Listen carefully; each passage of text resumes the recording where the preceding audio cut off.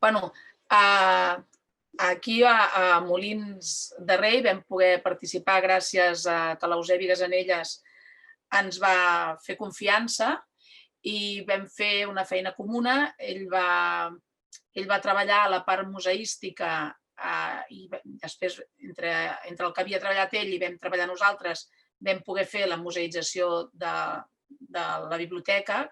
És un edifici que aquesta turbina es va trobar enterrada sota un edifici que s'estava restaurant per fer biblioteca de Molins.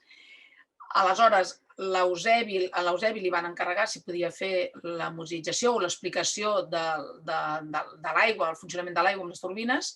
Es va posar en contacte amb nosaltres i nosaltres vam poder posar-nos en contacte amb el museu i així vam fer una col·laboració de feina. Altra vegada, el que va portar la direcció de les obres i de la restauració va ser el Sergi, o sigui que jo aniré fent alguna incidència potser, però dono la paraula al Sergi que us expliqui el procés. Sí que podeu passar diapositiva.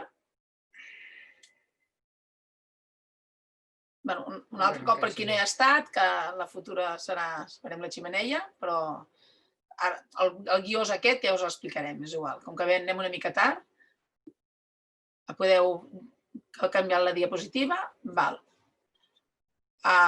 Canviem de la presentació, tirem endavant, que això ho hem fet abans, i ara comencem la següent.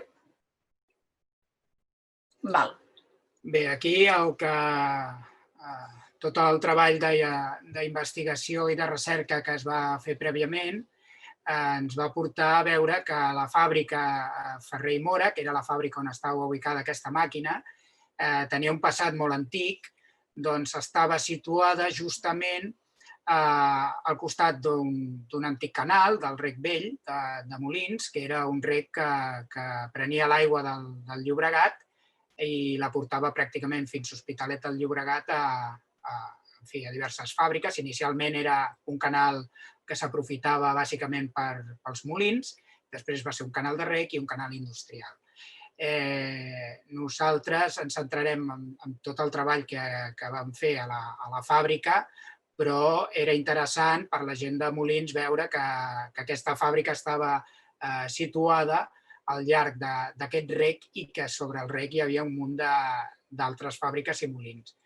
Inicialment, abans de les obres, es va fer una recerca en el subsol i van aparèixer les restes d'uns molins fariners. De fet, el nom de Molins de Rei provenia d'aquests molins que hi havia, que es van documentar però es van tornar a soterrar. El que sí que va quedar, doncs ara si passeu la següent diapositiva, són les restes de l'antiga fàbrica Ferrer i Móra, que és aquesta, era una antiga fàbrica tèxtil, que utilitzaven els seus processos l'aigua d'aquest canal. Entre d'altres coses, es proveïa d'energia gràcies a una turbina, que si passeu, aquí accés al canal, amb la fàbrica al fons. Passem. Aquí estaria una mica la il·lustració que nosaltres vam crear per entendre com funcionava una turbina al costat d'un canal on no hi havia salt. És a dir, generalment les centrals hidroelèctriques treballen amb un salt d'aigua, és amb un desnivell que proporciona l'energia suficient per fer moure els rodets hidràulics. En aquest cas, és un cas no tan freqüent en què la turbina quedava submergida dins el canal. Aquí veieu com tenia dues entrades d'aigua, eren dos canals que entraven dintre una cambra on submergida quedava la turbina i el desguàs es feia per la part inferior d'aquesta turbina.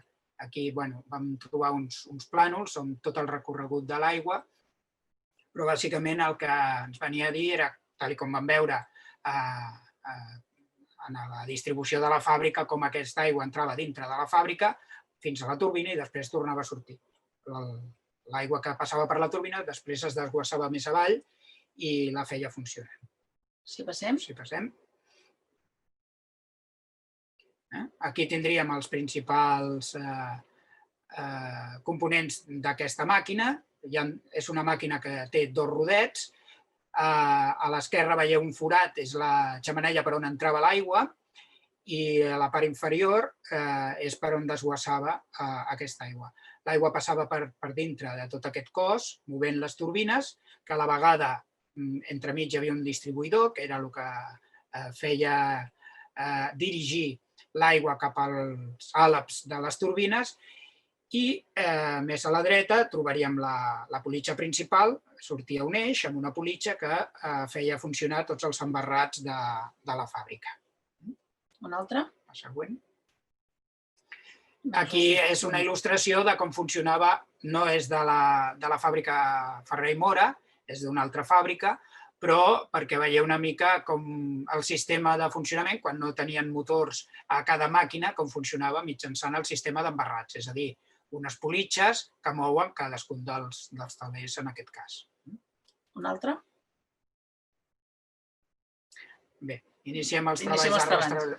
En fi, els criteris que nosaltres vam fer servir, doncs, podeu mirar, són els que vam fer servir, doncs, això, tenir gent preparada, estudis previs, tractar de buscar diferents equips, diferents perfils professionals per poder intervenir i millorar aquesta intervenció. I sobretot la documentació, que sempre l'entreguem al client, però moltes vegades el client no la té a l'abast, aleshores es perd. O sigui, és ideal que la documentació vagi a parar o a un museu o a algun lloc perquè aquest en faci un ús i el pugui compartir. Podeu posar un altre. Bé, aquí, sí, potser aquestes no són nostres, aquestes fotografies, però ens les van cedir. Com podeu veure, aquí tenim una petita excavadora desenterrant literalment a la màquina. Aquesta màquina, com que estava dins del canal, estava submergida, un cop la fàbrica va deixar de fer-la funcionar, la va colgar o pel lloc del canal o com sigui, la màquina va quedar enterrada i només sobresortia una mica la xemeneia que veieu pintada en color taronja, amb un mini, però la resta, tot el cos, aquest s'ignorava que estava aquí sota. Per tant, la sorpresa, suposo, de la constructora va ser que un dia intentant treure la xemeneia aquesta, descobrissin que a sota hi havia tot aquest bloc de ferro. Un cop desenrunat i net, va aparèixer la turbina tal com la veieu en aquesta altra imatge i tot això és dins dels dos canals d'entrada que havíem vist. Aquí també s'ha de dir que a aquest edifici, que és el que us he explicat abans, hi havia el projecte de la biblioteca i per l'arquitecte en aquest cas va ser un disgust perquè volia de dia augmentar el pressupost perquè s'havia de fer alguna cosa amb aquesta turbina. I, clar, el que va quedar eren un pressupost molt minso per museïtzar l'origen del nom de Molins. Llavors, era bastant sorprenent que una biblioteca molt gran on hi havia la possibilitat de fer una museïtzació molt interactiva amb la biblioteca i amb el poble, va quedar amb un pressupost molt escuet i que esperem que amb el temps es puguin ampliar amb això, amb els elements que s'han quedat soterrats i que no s'ha pogut museïtzar. Es pot passar a una altra imatge? Aquí són els detalls, és a dir, un cop desenrunat tot l'espai, la turbina presentava aquest aspecte, no gaire optimista en quant a conservació. El que sí que veieu ja són les bigues que la travessaven per dalt, perquè finalment es va decidir comunicar dos espais, al mig hi ha el forat on hi és la turbina, mitjançant una passarel·la, de manera que a través de la passarel·la i pels costats es pogués contemplar la màquina. Aquest estat de fang, així és una mica el que ha explicat abans la Mercè o la Violant, que et trobes quan estàs a la intempèrie, o en aquest cas soterrat, el primer que tens és molt fang, com contacte amb el ferro, llavors tota l'oxidació que això comporta. I la lentitud en desenfangar perquè no et trobes que un ferro està tan exfoliat que et quedis sense l'element. Aquí ara hi haurà algunes fotografies que es repeteixen una mica, potser, que podem passar mitjanament ràpid. Aquí quan les estem fent El primer mecànicament. que vam fer, clar, va ser una neteja superficial per treure tot el fang.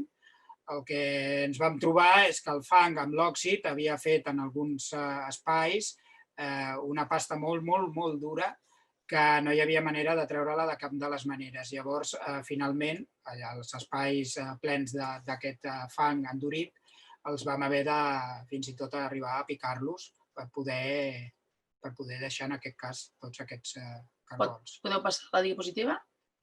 Aquesta és l'altra banda de la turbina. La turbina estava separada d'aquesta part, que és el distribuïdor, el regulador, estava separada per un mur. Per tant, aquí no va entrar l'aigua, no va entrar el fang, i llavors això es va conservar més bé. El que passa que el que sí que van entrar van ser els que volien endur-se quilos de ferro, llavors el distribuïdor no té tots els elements. Aquestes vialetes que es veuen no estaven totes, ja es veu aquí a l'esquerra que falta alguna, i cadascuna d'aquestes vialetes movia una pala a l'interior de la turbina per adreçar l'aigua, per vehicular-la cap al rodet. Veieu que aquest està millor conservat perquè no va quedar inundat ni colgat de fang. Podeu passar una altra, la següent? Bé, aquí seguim els treballs de picatge.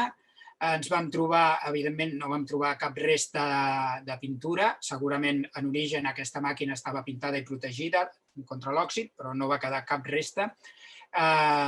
Llavors, ens vam haver de seguir repicant tot el gruix perquè no teníem gaire més opció de, per exemple, aplicar un granellat amb algun àrid, perquè primer estàvem dins la biblioteca havia avançat molt els treballs i si utilitzàvem algun tipus de sorrejadora hauríem de confinar tot aquest espai. Confinar, això penseu que era completament tancat, només estava obert per dalt, pel sostre, i si ens tancàvem el sostre, doncs el tema de la seguretat ens preocupava, s'havia de posar tot un sistema d'extracció i això encaria molt el pressupost. Doncs així vam haver-ho de fer tot manual, com veieu.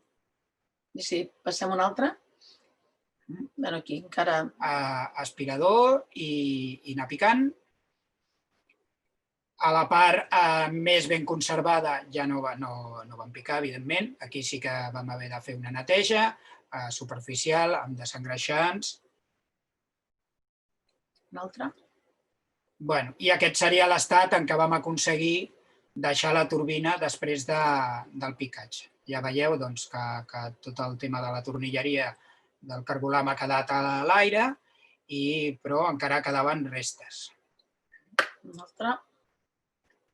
La següent imatge, un detall, i veieu a la part dreta superior les dificultats de la feina, estàvem aquí una mica confinats en el terra. Una altra, si us va bé. Seguim netejant. Una altra. Aquí es podries parlar de... Espera, podeu passar una enrere? Aquí, això són les dues tapes de registre que permetien veure l'interior del rodet. Veieu que una té cargols i l'altra no. Vam proposar d'obrir... La tapa estava completament soldada per l'òxid al cos de la turbina, a la tapa, a la coberta, i vam proposar d'obrir-la, però no va reeixir el tema i es va quedar així. O sigui, en teoria, si obríssim alguna d'aquestes tapes, veuríem l'estat del rodet.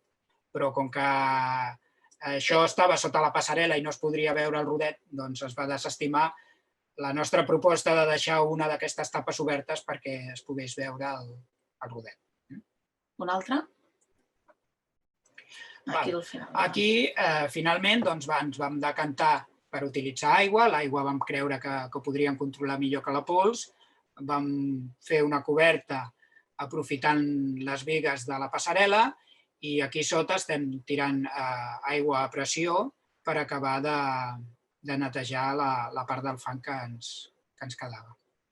Era aigua calenta o no? Sí, aigua calenta. Era aigua calenta per estovar el que quedava i realment va funcionar bastant bé. A més, com que teníem el canal de desguàs, no se'ns inundava la part inferior, sinó que anava directament al desguàs, al rec. Una altra?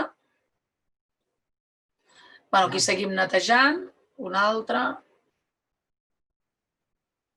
Vam haver de fer els apòsits. Sí, llavors aquí, clar, ens vam trobar que hi havia parts de la turbina que havien quedat... Era una barreja entre calci, fang i òxid, que realment era duríssima i no marxava. Llavors vam provar de fer apòsits amb àcid per veure si podíem descalcificar una mica aquestes taques tan blanques per poder-les fer saltar. Això era Arbocel amb àcid muriàtic. Sí. I quan acabava, s'evaporava, es quedaven els apòsits una mica secs, els trèiem i repetíem la neteja amb aigua. Un altre patge. Després, bé, en fi, va caldre continuar amb un raspall d'acer per acabar. Ja veieu la diferència, encara ens quedava bastanta part amb calcificacions i vam procedir a eliminar-los mecànicament. I aquí ja són les primeres proves, fent servir un passivador per veure com ens quedava. Aquesta és aquella tapa que tenia els cargols. I un cop aplicat tot el passivador, l'aspecte de la turbina era aquest. Realment aquí hi ha moltes hores de feina, vull dir que ara la veieu així, però... Va ser ingent. I a més per després que et tapin tota la part central, o sigui que no hi ha qui la vegi. Però bueno, la veus sí, te'n vas a baix. Un altre, que ara... Llavors, no es nota gaire la diferència, però un cop aplicat el passivador, després el que vam aplicar va ser una protecció a base d'albatrol, amb una base d'oli, per acabar de preservar aquesta pàtina que li donava el color aquest. Un altre. I de la mateixa manera, a la banda del distribuïdor, doncs ja veieu, només amb una neteja i amb la protecció de l'oli, doncs la cosa ens va quedar així. Bé, aquesta màquina, per entendre-la, requeria... Aquesta màquina, de fet, era l'única mostra que tenia la fàbrica de la maquinària original, la resta havia desaparegut tota i, per tant, enteníem que una turbina allà al mig necessitava d'una certa explicació de què feia i per què servia. En les parets d'aquesta fàbrica encara quedava aquest forat que veieu aquí a la dreta, que es veu amb els totxos de fons. Això era l'emplaçament d'una de la roda principal de l'embarrat. I llavors vam considerar que la turbina estava lligada a aquesta gran roda, de la que no quedava cap resta, mitjançant una politxa, i vam considerar que havíem de reproduir mínimament el sistema de transmissió de la força del rodet cap a la resta de la maquinària de la fàbrica. Llavors, malgrat ens ho van tapar amb unes reixes i vam fer bastantes coses, aquí en la foto dreta inferior veieu en diagonal, això és una mena de sortint del mur on lliscava la corretja que anava cap a la turbina. I també és veritat que el museu, un cop va veure com li havia quedat la turbina i que tenia possibilitats de museïtzar-se, van acceptar el segon pressupost, que era fer entendre com funcionava la turbina. Llavors vam poder fer el pressupost de la roda, un pressupost molt escuet, o sigui que tot és cartó-pedra, o sigui és fusta en lloc de ser ferro, o sigui tot amb material econòmic, però que visualment, ara ho veureu si passeu la propera, s'entén bastant com funcionava. Això és els referents que vam buscar per mirar com ho fer. Bàsicament de com funcionaven tots els embarrats, que un mateix embarrat podia fer anar en diverses màquines. També és veritat que aquí el taller el tenim a Ciutat Vella i és un taller que havia sigut una gràfica. I aquí jo tenia, quan vaig entrar l'any 90, un embarrat amb les rodes. Llavors, aquest embarrat que no usava, hem posat dos de les rodes per preu. També ja hem fet servir una roda original, dues, que estan ara allà a la biblioteca. Si passem una altra. Aquí estem nosaltres amb les nostres mans tractant d'imitar una roda d'embarrat principal. Llavors sí que ens vam documentar i vam buscar els llibres antics d'enginyeria per veure una mica quines proporcions havien de tenir, el nombre de braços, els diàmetres, els gruixos del material, i una mica guiats pel que havíem trobat els llibres d'enginyeria clàssics que expliquen el tema de les politges, doncs vam fer una roda amb fusta. Una altra. Bé, aquí tenim la roda inferior, o sigui, és la roda que estava acoplada aquí a l'eix de la turbina. És la roda petita, diguem-ne, a dalt quedava la roda gran. I bé, l'eix és de fusta, l'acoplament és tot fusta, però bé, la vam pintar com usualment eren aquest tipus de roda, que a l'interior era negra i per fora estaven polides de la pròpia... Aquí es veu com per no foradar el mur vam fer aquestes bústies, que també ens vam inspirar en altres instal·lacions que havíem visitat. Quan la corretja havia de passar als murs, doncs se'ls hi feien unes obertures. Nosaltres vam fer aquestes obertures, estan fetes amb guix i les vam embellir com si haguessin estat aquí sempre i en teoria coincidien amb l'altra banda on hi havia la roda gran. Aquesta cinta la vam fer, és de fusta també, de fusta flexible, però li vam donar l'aspecte de cuir que tenien les antigues. I aquí dalt veieu el que vam fer. Vam col·locar també una gran roda apoyada al mur i la politja, la cinta, passava pel costat que tocava, que era l'encaix aquest que tenia el mur. Aquí veieu tot el muntatge.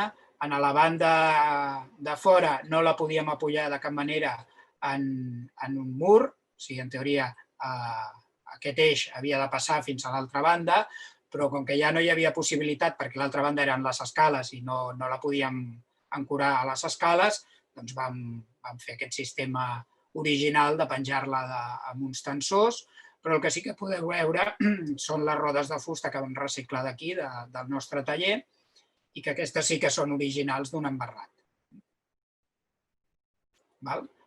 Això seria una mica l'aspecte que li vam deixar al nostre embarrat, un cop subjecte al forjat nou de la biblioteca i sobre la roda. Diverses fotos recordant una mica amb la imatge de per què es posaven aquestes rodes al sostre per moure la maquinària.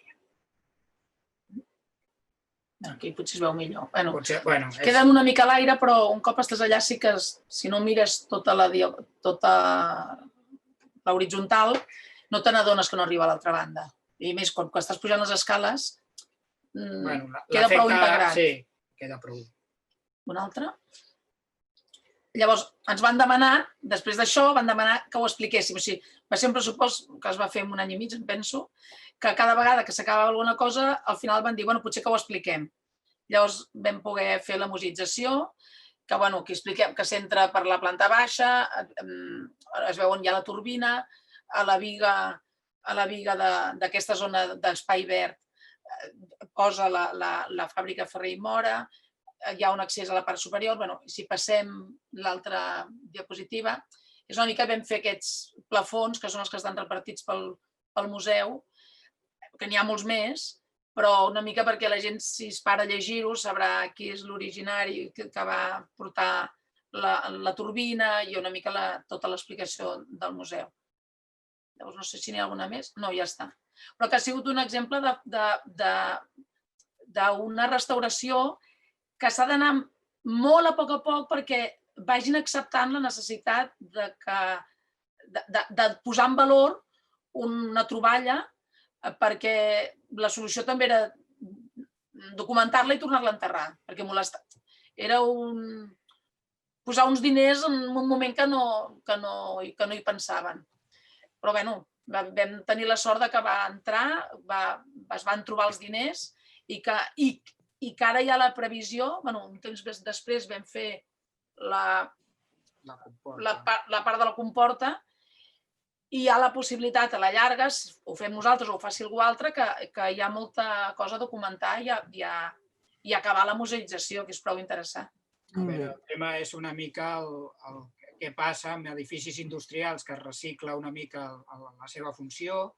Era una fàbrica antiga, en desús, abandonada, passa a ser una biblioteca, però, clar, la nostra proposta anava en la línia de no oblidar el passat de l'edifici, perquè la intervenció arquitectònica que es va fer, finalment va contemplar, gràcies a que es va trobar la turbina, pensem que va contemplar una mica el lligar l'actual funcionalitat de l'edifici amb l'antiga funció, però va costar bastant. Vull dir que vam tenir discussions de temes d'il·luminació, coses molt subtils que tampoc pensaven que tingués gran transcendència a tot el que era el projecte arquitectònic de la biblioteca. Doncs, a veure, costava molt d'acceptar. Tot l'entorn, penseu, aquests molins que es van tornar a soterrar, però hi havia una petita comporta amb un volant, hi havia les antigues calderes que també les van descobrir, però ara les han tornat a cobrir. En fi, que hi havia tota una sèrie de recursos per explicar l'antiga funció d'aquell edifici que va costar molt que s'encabissin en el projecte original que s'havia pensat.